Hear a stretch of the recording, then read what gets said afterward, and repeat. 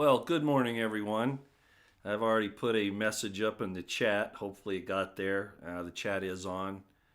And I put the first message in there. Good morning to everybody. I hope you had a great weekend, and I hope yesterday was a good day for you. I hope this week becomes a good day for you, or a good week for you. I'm Roy Potter. This is the live stream version of the Potter Expositor. And today is the 8th of May, 2018. I want to welcome everybody as you come in. Not a whole lot of information today, but I felt like after my live streams the other day, both in the car and also the quick one that I did, I should probably do a more formal setup this morning on the live stream. Well, I know a lot of people don't have a whole lot of interest in Montegraph.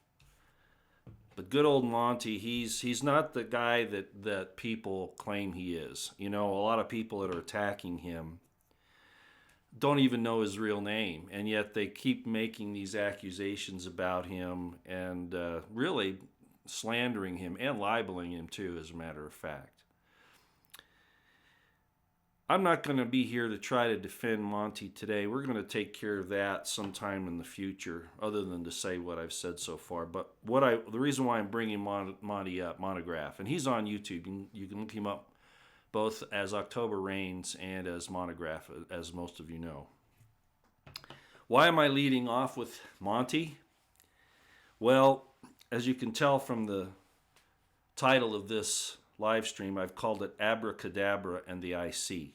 It's not really for clickbait. It's really true. It's really true. The IC pulls so much criminal, treasonous, corrupt behavior, and to this day is still not called on the carpet for it, other than administratively. Never, a few resignations are still administrative. Firings are administrative. We need to see arrests. And I'm going to talk a little bit about Unirock in a minute, too. It's funny how I'm going to have to pull all this together. But getting back on Monograph. Monograph is an extremely competent investigator. He's highly competent in computer skills and in the internet. He can find just about anything. And I'll probably refrain from saying some things after that, but I will say publicly again that people that are accusing him for whatever reason, because they're jealous or because of his little situation on Umbrella Man, where he did nothing more than make a movie about the New World Order and its dangers in symbolic form, much like Stanley Kubrick did with Eyes Wide Shut. There are some sick people out there that threaten him. And also uninformed people who just like to jump on bandwagons so they can point fingers at somebody else. That's as far as I'm going to go there. But I'd like you to go to Monograph's channel this morning after we get done here and look at what he's put up. There's a video there, and it's called Enzima. That's the first word. That's really all you need to know. You can get the rest of it from there. A little background. First of all, as I said, Monty is an incredible investigator. And I don't know why he zeroed back in on this story, but it's incredible that he did, because I think it's indicative of a lot of things that are happening right now. During this video, I saw it for the first time last night, and I was spellbound, actually, because I realized immediately its implications. And I hope Monty doesn't mind me stealing his thunder. That's not my intent here. My intent is to get this information out. Now, in that video, he addressed Shepard Ambulis of IntelliHub and Jake Morphonios of Blackstone Intelligence and myself to dig more into this whole situation. Why? Because, as I think Monty has correctly assumed, this is tied in to the Las Vegas shooting. Much more so than I initially realized. I mean, I knew there were these connections. There have been a number of these situations that have occurred over the last, 6 or 8 months. But this one here, Monty took it a step further, and so that's why I'm going to present this to you.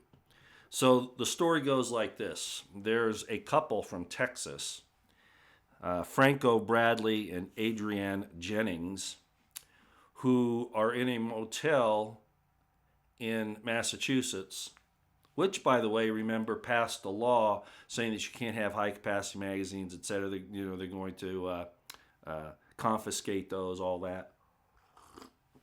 That's important to remember. And get this story. This is crazy. You can go right to look it up. Look up. You can Google Texas couple arrested in Massachusetts for weapons in hotel room, something like that. Or you can put in the name Franco Bradley and Adrienne Jennings if you want. So this is the story. So Franco Bradley is in this hotel room, and he calls the police, and he says that he thinks that his room was being broken into, or had been broken into. There's a little fog on that one. So the police come, and they see these weapons in the room, right? At least a number of them. By the way, let me know if a black couple, JK. Let me know if my sound is okay. I'm trying to keep the dang overmodulation down. This is my good mic. While I was traveling, I had my smaller mic that overmodulates really, really easy, and it's hard to tell. But if you'd let me know, what's going on here. Game over, talking about DeFango and Cicada and Q and all that. I'm going to mention that, but I've got an announcement about that too. I'm just done with Q. I'm done with it. And I've told everybody about that for a long time. And this whole soap opera now and all this other crap that's going on just proved my point. But anyway, back on Monograph, because that's a real thing. Monty's been critical of Q as well. Not the first one that came out. But anyway, we'll talk about that later.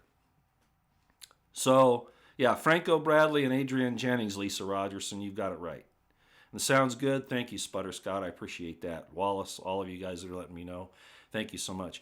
I use these rooms and there's a little echo. If you've ever done broadcasting or anything before, most of the time, at least in good radio places, they have padding up so that, you get good sound. It stops the background echo. But they've gotten away from that in the last few years because the microphones are so good. But there's still some things you got to do, like not have it too far away from you, but you don't want it too close. Anyway, I'm diverging. So Franco calls the police. Police come. They see these weapons in the room, and they go and they get a search warrant, and they come back and they find more. Now, the story gets even more odd.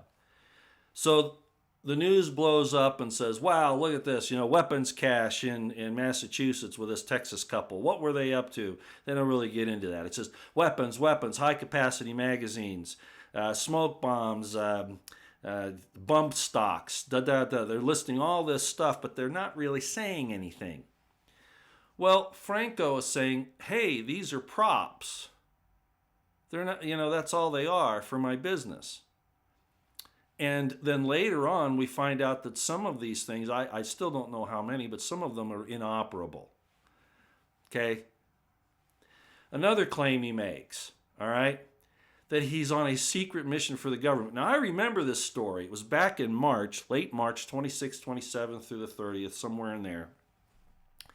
And I remember reading that part where he said, well, I'm on a secret mission for the government. I went, oh boy, another crazy dude. Well, I'm not so sure anymore. Listen to this. If you haven't gone to Monty's channel and seen this video, you need to do it. Monty had some suspicions, and he started digging. Well, Franco Bradley started a company called Ensema in Britain in the 1990s. He was the CEO. There was another CEO at the time, too. Interesting, right? Then in the late or early 2000s, I believe it was, he starts another company of Ensema in Texas. No big deal, right? British citizen, dual citizenship. I don't know the circumstances there, but started this company, and it's not a big company. It's been around for a long time, and it looks like it had like 3-4 employees. You getting picture here? I didn't look up any business information on as far as how much money it makes or its investments or much anything like that, because I don't think it's really important to the crux of this story. So he opens a business in Britain in the 1990s, and he opens another one in Texas in 2000, and it also has, get this, an office in Washington, D.C., 2 blocks from the FBI building. Are alarm bells starting to go off here? This has all the makings of an MI5, CIA, FBI operation. For what end and purpose? To what end and purpose? He calls the police, knowing he's got these weapons in the room. They come, smart enough, they get a search warrant. Now, I have no respect for the Massachusetts State Police and their enforcement of these gun laws that are anti-constitutional. And Jeff Sessions should be in there, which he isn't, of course. He's MIA, often grass smoking land. No, I don't have any respect for that guy, and I don't believe they're ever going to clear all these people that think he's doing something super. All you got to do is look what's happening on the surface. Where is he on this? Where is he on the Deerfield, Illinois deal where they're taking weapons from people there?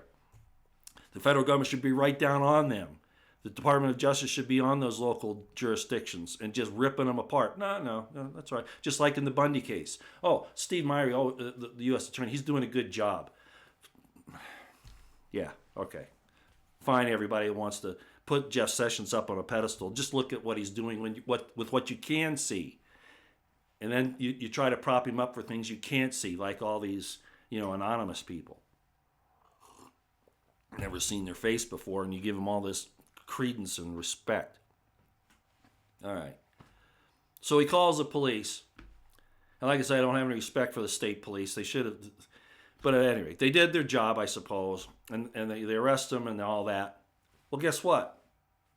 I can't find any more information on the story. It frickin' ended on March 30th. Zip. Now, there was a large event that was going on in Boston about that time, and of course, just 2 weeks later or so is the Boston Marathon. Now, could these weapons have been, was this guy an arms trafficker and he was going to start giving these weapons out to, I don't think they were going to pull the triggers. No. If in fact the guns were even operable, and there's a question on that, if the weapons were operable. Apparently a lot of them weren't. So what's going on here? Well, considering the fact that he had an office 2 blocks away from the FBI, the fact that he calls the police with the weapons in the room, do you see how this is getting set up? They wanted to be found, is my estimation. It's probably a test of the Massachusetts banning of all these different types of weapons. And they don't even have to be real. He's saying they weren't. But the fact that he said he was on a secret mission for the government, if he really was, would he say that? Remember, there's a lot of deception here.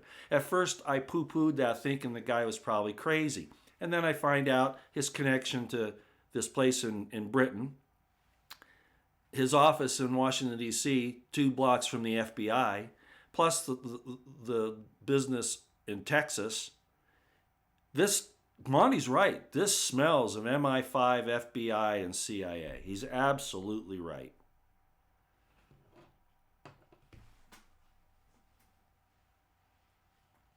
I don't think that this was a terrorist plot that got uncovered by the local police. This is a bait of some sort. This is a beta test, as Alex Jones likes to call them. This is a dry run. In other words, it has some of the same things about the weapons trafficking and that kind of thing that we saw in Las Vegas. And that's, I think, why Monty got concerned about it and addressed or asked Shepard Ambulance, Jake Morphonios, and myself to look into it. Now,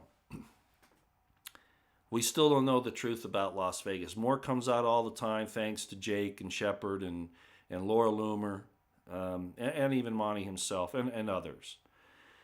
But the government has successfully clamped down on that so much that even the really dumb things that come out, like the recent body cam image from the police where there's no shot going into the room and the windows aren't broken like they claim they are later.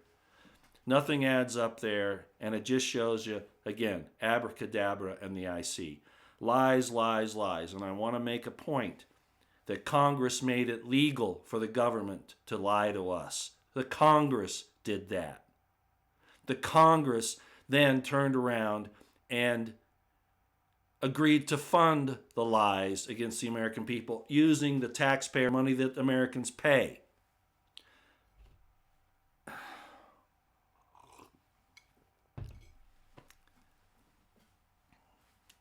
Not just corruption, ladies and gentlemen. They're trying to undermine us to the point that most people don't care. Most people, on my trip, I'm out there and I see, I don't know if people are aware of these things or not. They probably on the surface are, but most of them have their heads in their phones.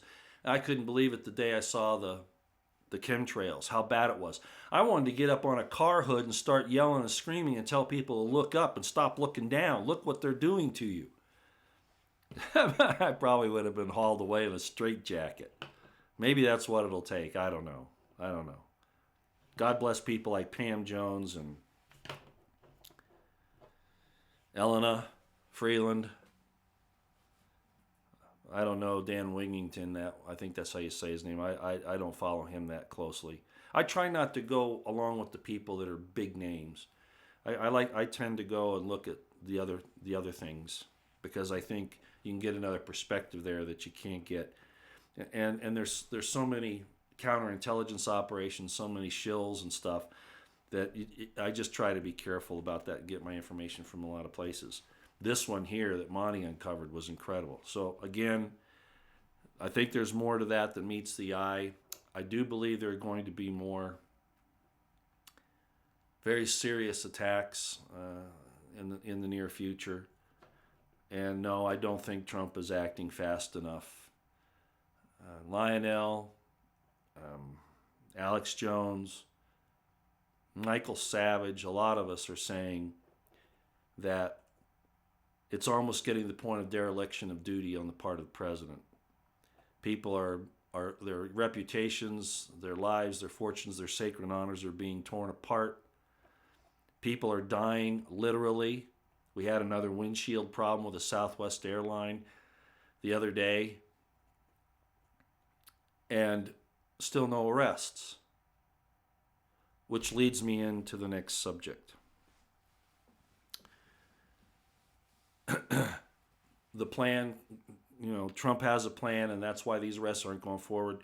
He can't because somebody really, really, really powerful is protecting Hillary Clinton. I don't give a damn. It's time to. I don't care if it's Lucifer himself protecting Clinton. It's time to take her down. Hard. And certainly Clapper, Brennan, Comey, Rosenstein, McCabe, Strzok, Page, Priestep, the 7th floor of the State Department, the CIA. Now we've heard undercurrents that Trump is considering dismantling the FBI. It can't happen fast enough. It should have happened before this. And that should just be the start. But there is no, I'm like Lionel and all these other guys are saying, there's no excuse now that these people need to be taken down, and they need to be taken down now. Let the chips fall where they may. People are saying, my best friend, my friend in California says, well, no, he can't do it because he doesn't have the support in Congress. I don't give a damn. I agree with Lionel. Do it. And then threaten Congress. Trump say, you go ahead and you do something about this. You try to impeach me. You try to indict me. You try to do anything. And I'll come after your asses too. This is out of control. Now, do I trust Trump? Look. Jake Morphonios did a great piece last night about how we're using the military-industrial complex to kill innocent people around the world. And I've talked about this for a long time. Not quite as well as Jake Morphonios has, but I agree with him 100%. As a matter of fact, at the end of his video, he says, if you agree with me, put amen. And I put amen down there. I'm sick and tired of it. We were told, now going after ISIS is one thing, but no, I don't agree with killing the families of terrorist members. I don't agree with drone strikes that kill innocent people. I don't agree with any of that. I'm a little heated this morning, I guess. Why? Because I'm sick of this abracadabra crap. You know, we pay the government to protect us, not to lie to us, and yet the Congress says it's okay for them to lie to us and to do propaganda on us. And it's confusing. Why? Because it protects the IC assets in the Congress. It protects their investments. Wow. All right.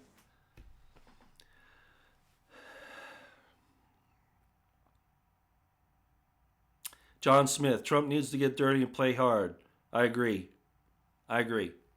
He has his executive orders in place that can do what he needs to do, and I've been calling for it for a long time. I don't think he has until after the midterms to take care of this. And even if he does, even if that's the case, what kind of message is that sending? How many more planes have to go down? How many more shootings like Las Vegas do we have to have? We almost had this thing in Boston. I still think that was that had another propaganda reason for it. We've heard nothing, as I said, about those people. I can't find any adjudication on it. I guess I could go to the Massachusetts court system, federal court system, and see if I can find something there, but something tells me there's not going to be anything. And I don't know that that's even necessary. Shepard and Jake might take it to that limit, but I'm not going to. Okay. Wow. As I started off at the beginning here, and I don't want to talk about it because I'm done with it. This entire Q thing has blown up into not just a cult, and not just like reading the New York Times and trying to talk to people and whatever, wake people up. It's turned into a complete and utter soap opera. I'm not going to cover it today. I'm not going to cover it at all, really. The only reason why I'm mentioning it is because Unirock asked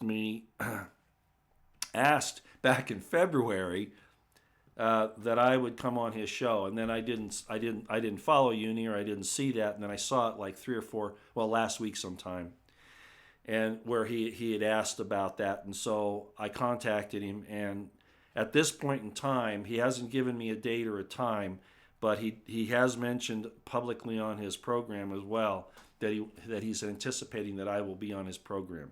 I'm going to wait until his program to discuss this Q crap. Okay, that's what I'm calling it. Because that's what it's... After the first 3 or 4 weeks of Q back in October and November, that's all it's become. And I have no interest in it at all. Despite all the disagreements and all the supposed proofs, I get better information just doing it on my own and not getting funneled. But at any rate, I'm not going to talk about it anymore here. Just keep your eyes and ears open. Once Uni lets me know what time. Uni's not a big channel, and he's really different. He's got a lot of things going on. It's almost distracting. There's almost too much going on in the background with his program. But he's a younger guy, and his audience is probably that. He's very intelligent. He well, I'll just leave it at that. We're going to have a discussion. I don't know how long the show will last, but I'll be on his program at some time in the near future. Maybe this week, later this week, maybe. I'm not sure when. But as soon as he gives me the date and time, I'll let you know. And I'm just going to refrain from talking about Q into then. So don't ask me about Q and okay, or any of this stuff that's going on with AIM and Defango and Cicada and all of that. Okay, I'm not going to talk about it any more than what I said here. All right, I'm just not going to. Okay, I'm going to go ahead and go to the chat though, and let's see if Melancholy Q is getting a lot of attention. I said I wouldn't talk about it. Look, I don't have a problem with discussing these issues, but it's become not just a cult, but it's become a soap opera, as I've already said. Talk about dividing people. This whole thing has caused more difficulties in the long run than if I had just kept listening to Alex Jones, Fox News, uh, uh, Jake Morphonios, Shepard Ambulance. Take your pick. Not everything the Q said has happened, and then I understand about the importance of disinformation. Okay, but we're long past that. We're long past any necessary use of disinformation. The first 2 or 3 weeks, when it was sending out authentication codes to players in the field, operatives in the field, and that's what was going on there. At least it appeared that way. Somebody knew about how to do that. Disinformation had a place. Not now. And it hasn't been necessary since December. So I totally disagree with it. And no, Q is not proving himself or itself or themselves at all, in my estimation. And it's so funny because so many people are out there saying, I had this, I was doing Q, I was doing it. No, I was. Who cares? As Lionel says, oh, it's good to talk about. Yeah, but look what's happened, Lionel. Look what's happened. Anyway, that's all I'm going to say. I'm going to talk about it with Uni when he calls me up, okay? Let's see what else is going on here.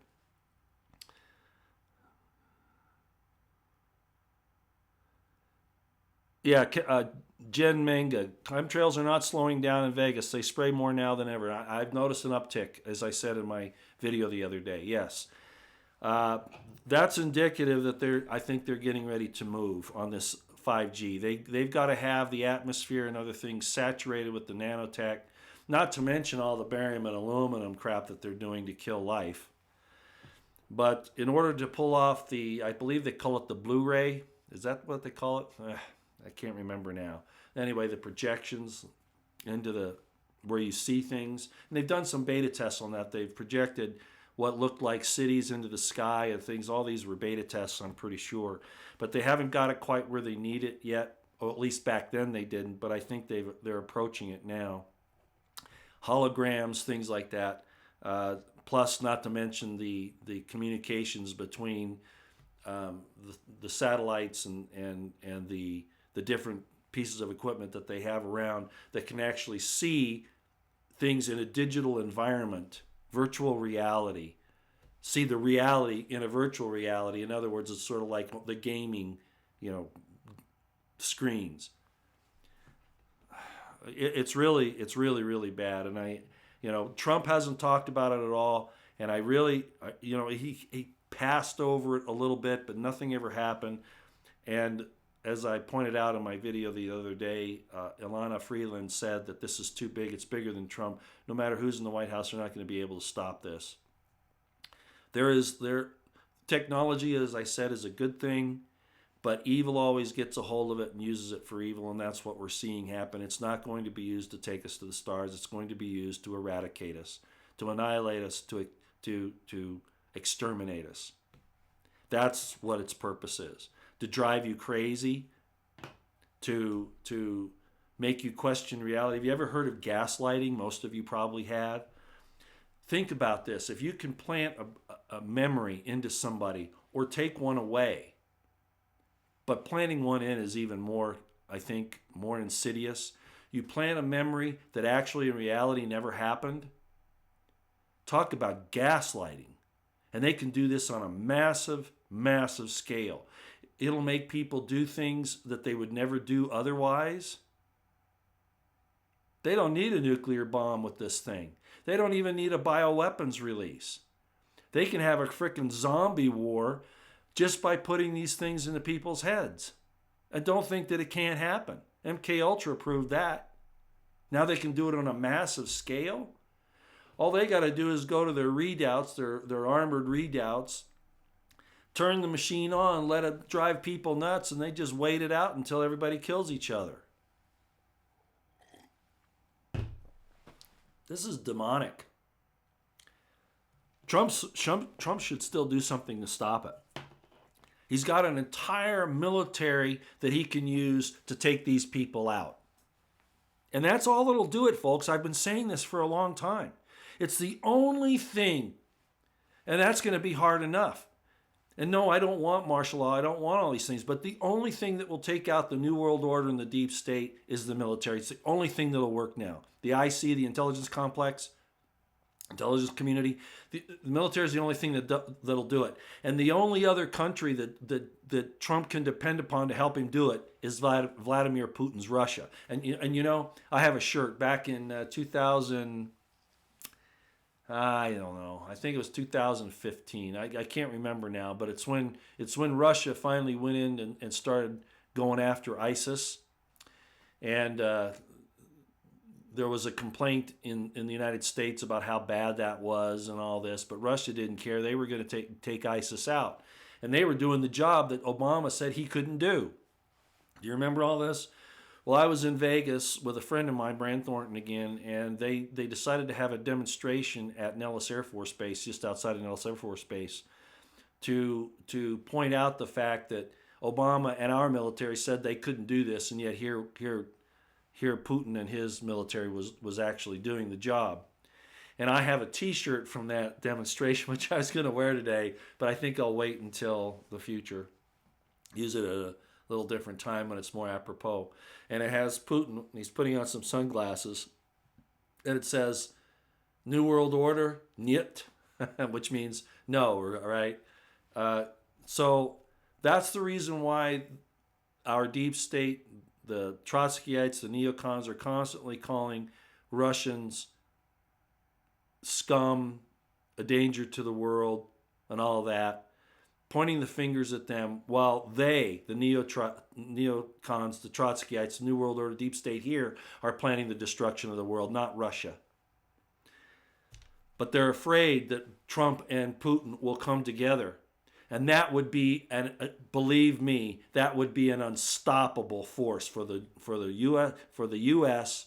and Russia to link up, unite, become allies in the fight against the New World Order and the deep state and the intelligence communities and all of that. It would be the most effective tool against it. So yes, I do believe it has to happen. Our consciousness, raising our consciousness level. I'd like to do this stuff peacefully. I really, really would. I would like everybody's consciousness to raise, and we beat it. We beat what they're doing to us by raising our consciousness. And Ilana Freeland said that was the best way to do it. But they're not going to go down that easy. They're just not. The only thing they'll respond to is force. Whether it comes from Trump and Putin or God himself. But I'm going to say something here that a lot of people aren't going to like. The track record for God isn't that good. I'm not saying God isn't powerful, he isn't what he says he is, but he has a different outlook on things and the way he gets involved. And to think that God's going to come and save you hasn't been the case for 200 million people in the 21st century? In the 20th century, sorry. Didn't help them. I'm not putting a disparaging remark on God. I'm saying that we misunderstand what he's about and what we're about. You know, it's not God. You know, God might help you grow your food. I mean, with the sun and the air and the photosynthesis and all that, right? But he's not going to open your mouth and stuff the food in your face like when you were an infant. You got to do that yourself. You got to pick the fruit, prepare it, whatever, and eat it. That's how, that alone should teach you how this thing is supposed to work. But everybody wants to say God's going to take care of it. Well, I'll tell you what. If we don't take the first steps, first of all, getting ourselves right with God, picking the good, not the evil, right? But then taking action, I don't think he's going to help us. We need those two things. We need commitment to the righteous side of things, and we need action. And one without the other is not going to do it. It's got to take both. And if we don't do it, bad things are going to continue to happen. And I pray, I do, that after this thing with Kim Jong-un, and I hope it's a big photo op with Trump. And again, I'm mad at Trump for Syria. I'm still mad at him about that, even though, there are a lot of arguments about, he didn't hit this, he didn't hit that. But he's still doing drone strikes. He's still killing people. Go look at Jake Morphonios' last video and you'll know what I'm talking about. Those are the types of things that are going to keep Trump from getting direction from God, okay? Those are the kinds of things that are going to do it. I understand going after ISIS. He said he would do that. That's fine. That's dandy. But you start going after the families. What makes that any different than what he complained about with the Syrians gassing, the supposedly Assad gassing the Syrian families in Doma? What's the difference? There isn't any. Machiavellian reasons, the end justifies the means, is not going to bring Trump in God's favor. It's not. And it's certainly not going to bring him into my favor. Not that nobody cares about that, but I'm like Jake, and he said a very similar thing. Jake said it. Jake said, he said it a little differently, but it's the same thing I say. I will stand on principle if I'm the only one to do so. I'm not going to assent to killing innocent women and children because they happen to be the family members of somebody who supposedly pulled a trigger or blew a bomb up somewhere. I'm not going to do that. That's wrong. They could say the same thing about President Trump. Hey, you're bombing us, we're going to kill your family. And the deep state has already basically threatened to do that, if not tried to carry it out. So why is he tit for tatting on this and on innocent people? There are problems here. There are big, huge problems. Yeah, I'm frustrated. I really am. Go listen to Jake Morphonios and you'll understand. That was a long rant on that. That wasn't it. God works beyond our understanding. God helps those who help themselves. He gave us free will and common sense, but it's up to us to use what he has given us. I believe that, and when all else fails, he'll step in. I hope so. I pray so, Melinda, I do. Gerald Esparza, Lucifer hates the creation. This is an end to this age. Fire will purify. I'll let you put it that way.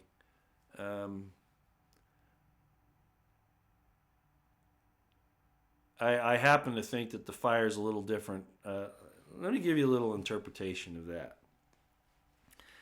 I don't think it's nuclear weaponry. I don't think it's destroying the world, meaning the earth, and everything that's on it, kind of like a flood. I think that this has something to do with the heart.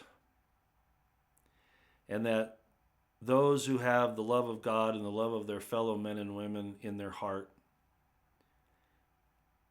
have that higher consciousness, will be immune to the fire that this Holy Spirit will descend and test everything. The evil will try to run from it, and they will rather kill themselves than to receive it. So I don't think it's going to be a fire burning like Dante's Inferno type of thing, or Armageddon, the movie Armageddon, or any of that stuff. I don't think it's like that. I think it's going to be a burning and a searing of the consciousness of the minds and the spirits of the evil ones, and that those who have the proper love in their heart will be immune. That's how I'm kind of looking at it. It's almost New Age, but it makes a lot of sense, because what is it going to profit God to destroy his own creation if we're complaining about the evil side that's trying to do it? So, oh yeah, Carrie. Thanks for, James Peter. Thanks for bringing up Carrie. Gosh, why wasn't he arrested the moment he stepped off that plane? Is he back yet? I think he is. He should have been arrested, if not for treason, at least violation of the Logan Act, the moment he stepped off that airplane. See what I mean? Where's Jeff Sessions? Where's Trump? It's time to get hard. We can't play this silly-ass game anymore of trying to placate both sides. Okay? Because what that tells me is that Trump is a placebo. Do you understand what I'm saying? That looks to me like Trump is playing the part of a placebo. Do a little bit of this over here, but don't do this. I'm like Lionel. Until I see Hillary in handcuffs, I can't believe anything more that's being done. Oh, I appreciate the North Korea thing. Yeah, I do. Bigger than that, though, is going to be the situation with Putin if that comes about. That's kind of a canary, too. If that thing with Putin happens where they, despite what the neocons and the people in Congress, et cetera, all those war hawks and chicken hawks say, if President Trump goes to meet with Putin, that'll be a big deal. That'll be a bigger deal than Kim Jong Un. Absolutely. But until I see that and Hillary in cuffs, I'm still saying that Trump's more of a placebo than a what did he call himself? I'll be your not hero. How did he call himself? Champion. I'll be your champion. Not yet. Not in my book. I'm praying that he will. I'm hoping that he continues on. And I hear all these, acolytes, that are coming up with all these excuses and reasons. We've seen no arrests. Oh, that's got to be down the road because we need to do this and we need to do that. He's running out of time, ladies and gentlemen. Okay. Think about it. That would be an earth-changing event. Boy, wouldn't it? That's a fact. And now that's a good point, Danny Vega. We have to make activism itself a profitable enterprise for any and all patriots. We should do that in the simplest, most straightforward way I've found. See Facebook, Our Names for Freedom. Yeah, the evil side funds itself. And the good side, and the scriptures explain this. It says, the children of darkness are wiser than the children of light. Because we don't think ahead about how we're going to mess somebody's life up, how we're going to take control, how we're going to enslave people. And that takes planning. It takes, so the evil side is what, and that's what it means by wisdom. In other words, they have these calculating plans down the road. And that's an evil thing. And unfortunately, we as the children of light, and I'm including myself in that, but I think we can legitimately do that. We have to learn to make our preparations. Why do I say? Prep, pray, and stay out of the way. So that has something to do with it. But of course, prepping also means shaping this battle space, right? And they consider the entire earth a battle space now, as Elena Freeland explained in her seminar, and I brought up the other day.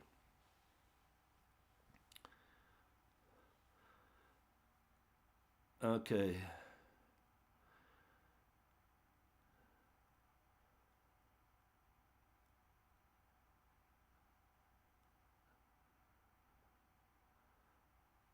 The king's coming. Divide Jerusalem and the USA will be shredded to bits. We're going to have to probably get into my religious views. Religious history, historiography, historical method,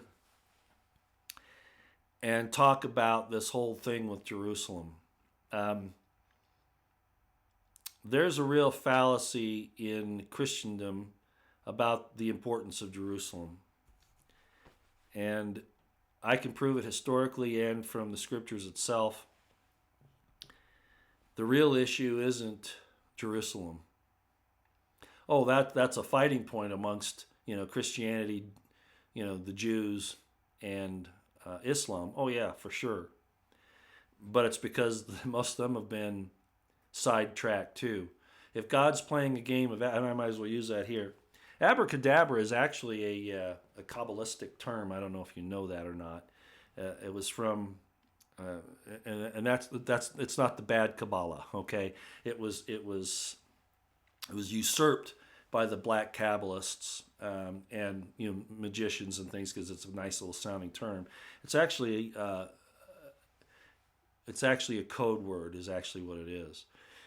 There is a book called the Sefer Yetzirah, and it's attributed to Abraham, okay, that he actually wrote it, that he discovered the inner workings of language and how to meditate and contemplate and discover truths using word power. I'm really, really bringing it down to the nuts and bolts, but it has to do with what I've talked about before with the Hekkelot, the chambers, and the sacred names and those types of things. But at any rate, so we'll have to talk about that sometime. I'll get into it at some other point. Oh, whoa. Freak Azoid. Okay, yeah, you know a little bit if you're saying things like that.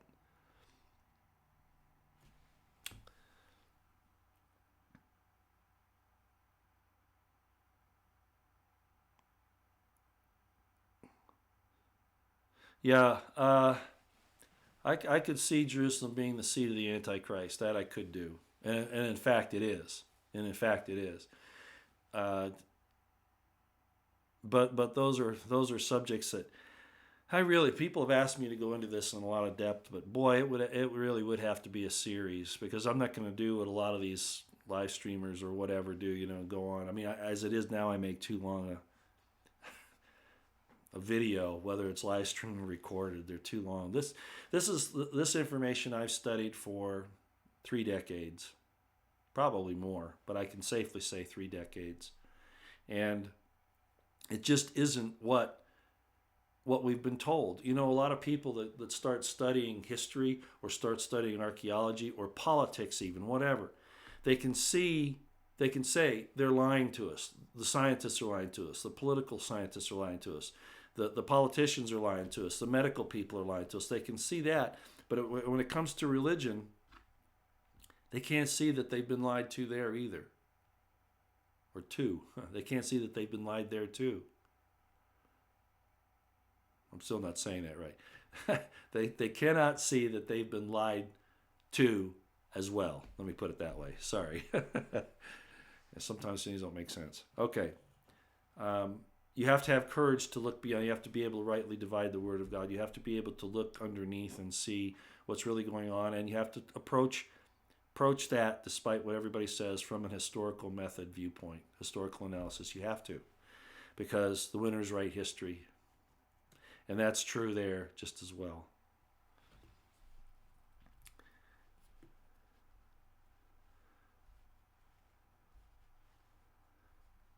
Okay. Well, we've been going for 45 minutes. I didn't intend this to be a long one today. Let me just wait for a minute and see if there's anything in here anybody really needs to talk about.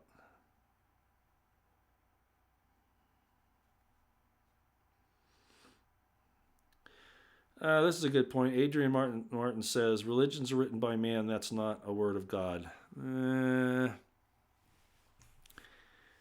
Scripture is written by holy men when they are moved upon by the Holy Spirit. I believe that. I believe that it's imperfect. I believe that the mind of God, even if God were to come to a particular man and say, write this, just like I tell you, it's through an imperfect medium, the man, and so there's going to be a mistake somewhere along the way. But the concepts are what's important. That's why Hillel, for instance, he was a Jewish teacher who lived in pre-first century time.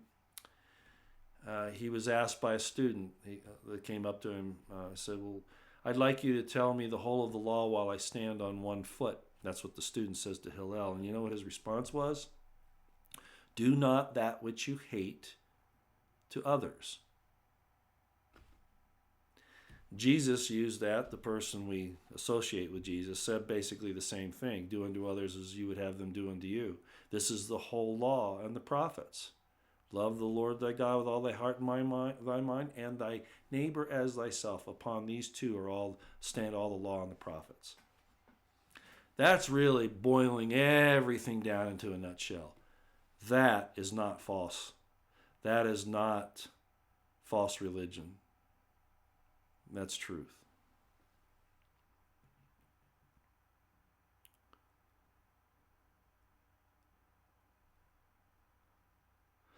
Wow, really? Georgia Bronny. Look at Huckabee's tweets from this AM. John Kerry on flight to Tel Aviv with money. What?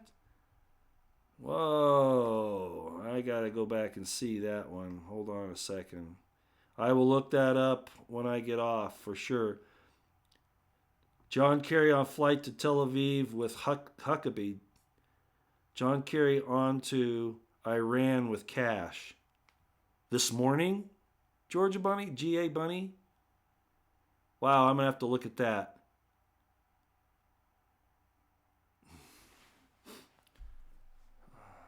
I just hope we're not being deceived, even by those that we trust. But a lot of this doesn't look good.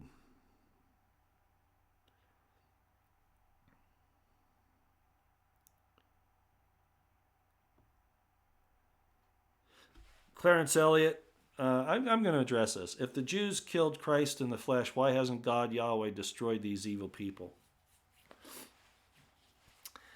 Jesus said, this is all I'll say about it, at least he's attributed to saying, that there are those who say they are Jews and are not. I'm gonna rephrase that a little bit. There are those who say they are from the tribe of Judah but are not. They could still be Jews because that's a nationality, that's a social society. Jews and Judahites are not necessarily the same thing. As a matter of fact, the Edomites who took over Judea, Herod and his family, Herod the Great, who supposedly slaughtered all the kids, he was actually the son of the first Herod that was put into power before him. And they were Edomite Arabs. They weren't Judahites at all. Oh, they're Semites, okay, because they come from the loins of Ishmael, which is from Abraham, which is from Shem on back. But they're not Judahites, and they're certainly not Israelites. So there are some other things. See, there are other things at play there. The Judahites didn't really kill Jesus. Sorry, didn't happen. It was the Romans through their Herodian Edomite puppets that ran Judea in those days. They weren't real Jews at all.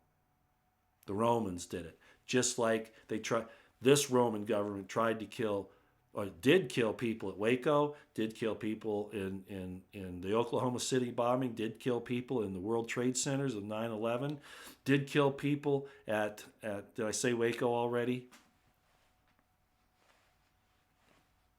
That's who did it. That's who killed Jesus. Those are the people that did it. The Herodians weren't serious Judahites or Israelites at all. They were puppets of a puppet master, the Roman emperor. That's how that worked. Okay. Wow. Okay, we're coming up on an hour here.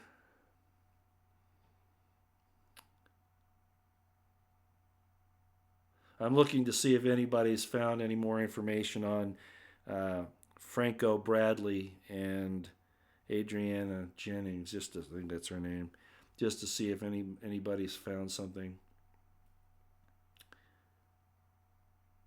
Lots of aircraft activity here in Roswell, New Mexico for having a closed and decommissioned Air Force base. Yeah, and then you've got the Pinal Airport there in Arizona, which is a secret base of the CIA where a lot of the chemtrail planes come from and other things. Probably also where the planes that hit, well, they didn't really hit, but part of the whole 9/11 charade. What religion am I, Roy? Martial reflex. Hey, thank you for asking. That's probably a good thing to address real quick. I noticed somebody said the other day that, Roy's been in cults. He goes into cults. Look, in all reality, most of Christendom is a cult, if you think about it. Especially, not so much worshiping Jesus, although that could almost be considered, because Jesus said, I'm not good, only one that's good is our Father in heaven. So even he was pushing it off the personal worship thing. He's talking about principle, taking his name upon you as a euphemism for becoming like him. And Paul talks about that, and certainly James does, but we don't understand the first century euphemisms. We think it's about a person. Well, at any rate, being in something is not the same as agreeing with it. As a matter of fact, when I was young, when I was first just a young child, my parents were Jehovah's Witnesses. My mother had converted from Catholicism to the J-Dubs, and my father had been a Southern Baptist and had done the same thing. And so I grew up in the J-Dubs. Some people call that a cult. The J-Dubs might not. But the point is that it's a religion that if you don't toe the line, you're excommunicated. If you don't go along with what the leaders say, you get into trouble. And that's exactly what happened with my mom and dad. And they took me away, and I thought I was going to be annihilated because that's what I had been taught by these people, these witnesses, for years, that if I turned my back on that I would be annihilated, okay? Annihilated. And it really affected me, and I could tell you about how some things turned out because of that. But at any rate, then I went into Catholicism, and I found problems in Catholicism, as most people are aware.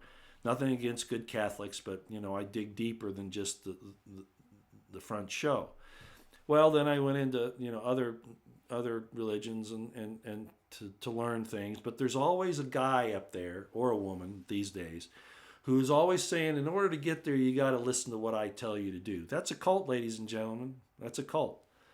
So that's why I say, probably the close. No, and by the way, so everybody knows, back in my personal life, back in the '80s, I did not join any FLDS groups. I was never. Matter of fact, that's one of the big points I made all the time. Was I never joined any of those groups. The closest I came was when Alex Jones had a political organization, not a religious, and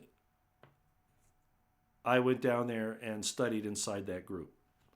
It wasn't even a group. It was a political organization. That's really what it was. And, of course, that's what Islam is, too. Islam is a political organization pretending to be a religion. Well, a lot of Islam people get upset about that, but that's in fact what it is. And a lot of religions are that way, too.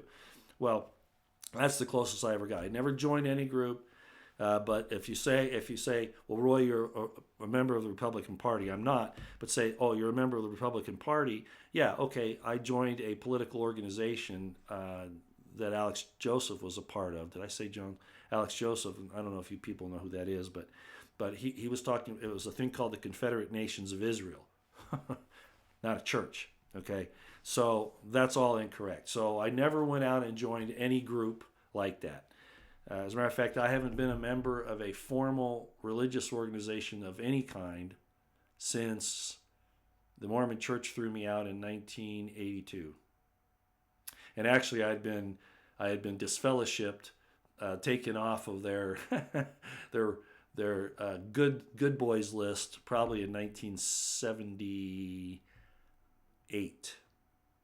Okay, so 1979. Because I was asking questions they didn't like me asking. And I found out things about them that they didn't like me finding out. So no, I've never been a willing member of a cult. I've joined nothing since 1982. My beliefs are one thing, but that's not cultic. Okay, I don't have a guy between me or a lady between me and my relationship with God. So what is my religion now? I describe it usually as Jamesian Christianity. And people will go, what? Well, what's that? Well, that would again take some time for me to explain. But basically, it's not based in Pauline concepts. A lot of things that Paul he got from James, but then a lot of it was altered. And I was going to write a second book. I did the Crimson Thread, which explained a lot of what I've talked about today. The Herodians not actually being Jews. The Messianic movement of the Essenes and the Zealots, that kind of thing, and who they really were, and why it was a revolution, a revolt against Rome, more than a spiritual movement. That was all intertwined there. But at any rate, that's where the Crimson Thread goes from a historical perspective.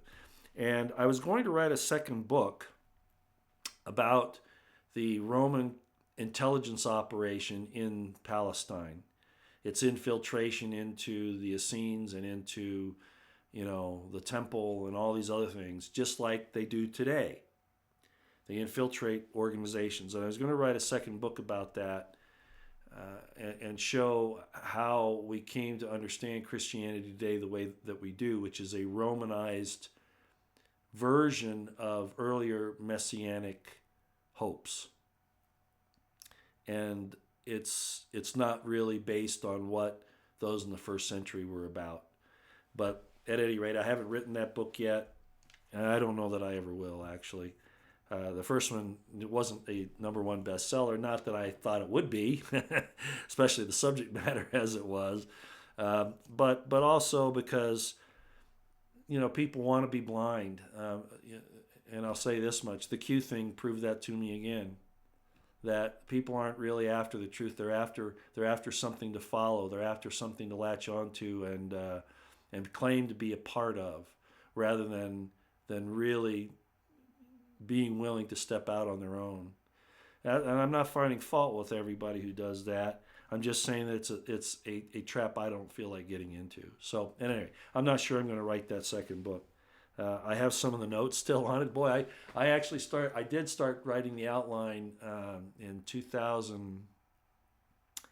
Well, let's see. The book Crimson Thread was published in 2006, and I had some basic notes at that point. But I actually put an outline together, and it's not very far along. But I pretty much set it aside in 2008 after my wife died. I just kind of lost interest because people don't really care anyway. They want to believe what they want to believe. So why should I bother? I mean, you've got a great movie out now, right? With that Mel Gibson has put out with Jim Caviezel, I think is how you say his name, Caviezel or Caviezel, whatever, about Paul.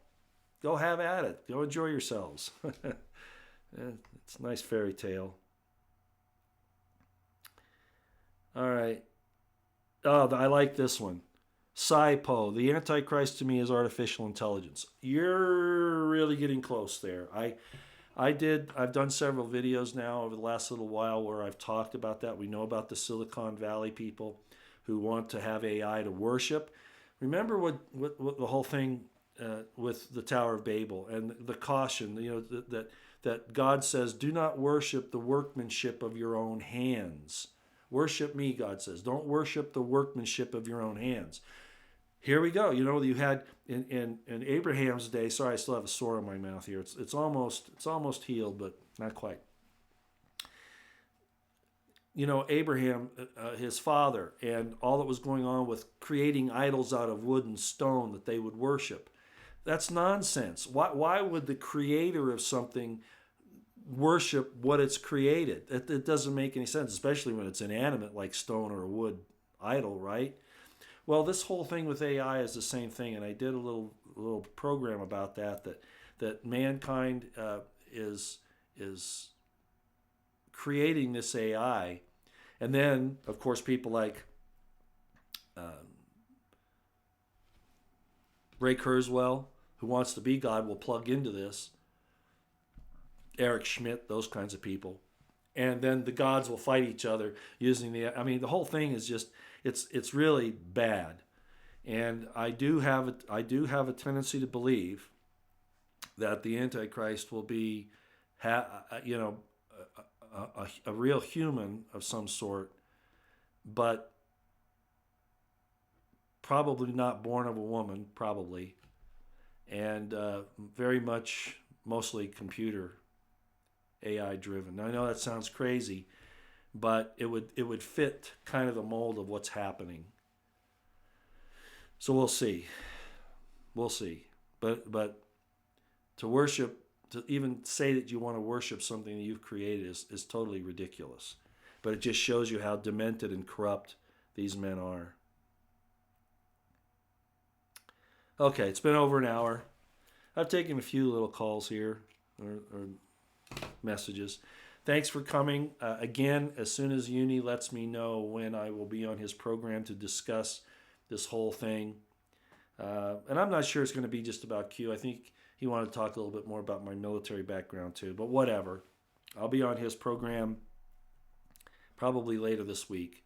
And I'll let you know. I'll put out a quick live stream about the date and time. Okay. Uni's different, but I like what he does, and he definitely tries to investigate things from an honest point of view, and I appreciate that. He's done some great work on the Lucent Technology thing and the 666 building in New York. Also 33 Fifth Avenue, I think, is the other one. No, that's not it. But anyway, the whole thing with Soros and the RFID chip and the IC using the 5G against us and all that. He's done some really good work on that. So I like to give people a heads up about him for that. And he's also done a lot of work on this whole Q thing. He's getting tired of it too. So this morning he says, I want to get away from this. I want to get back to what I normally do. I'm tired of this BS. And unfortunately I agree with him. We're going to try to put some things to rest on his program. So again, I'll let you know when that is. God bless you. Keep your eyes on the horizon, your ears to the ground. Keep your situational awareness on high. Prep, pray, stay out of the way. And I hope that you have a good time until we meet again. As I said, God bless you and yours. God bless the United States of America and the Constitutional Republic, the Second American Revolution, and may God bless Donald Trump to open his eyes that he not partake of the evil of the deep state and the intelligence community and these wars any longer. That the dews of heaven will descend upon him and give him the spirit of discernment, and that he may accept the Spirit of God so that he may have the courage to do the right thing. All right, everybody. Thanks for everything. We'll see you next time.